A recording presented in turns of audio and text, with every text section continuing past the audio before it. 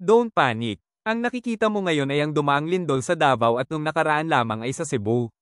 Ito ay paalala na kahit saan at kahit anong oras ay maaaring tumama ang lindol malapit sa iyo. Makinig upang masiguradong makakaligtas ka kapag nagkaroon ng lindol. Una, kung ikaw ay nasa loob ng isang building, lumayo sa mga bintana at maghanap ng matibay na gamit gaya ng lamesa o kama at magtago sa ilalim nito hanggang matapos ang pagyanig. Ang mga lindol ay tumatagal lamang ng ilang segundo at ang pinakaligtas na gawin ay hintayin mong lumipas ito.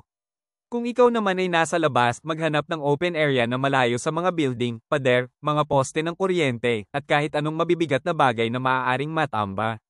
Karamihan sa mga casualty sa lindol ay nangyayari dahil nadadaganan ng mga tao ng mabibigat at malalaking mga gamit. At pinakamahalaga, huwag magpanik. Laging maging alerto sa paligid mo at iwasan ang kahit anumang bagay na nahuhulog upang hindi ka tamaan at mabaon sa ilalim nito. Kung sundin mo ang mga panutong ito ay tiyak na malaki ang tsansa mong makaligtas sa lindol. I-share ito upang makatulong makaligtas ng buhay ng iba.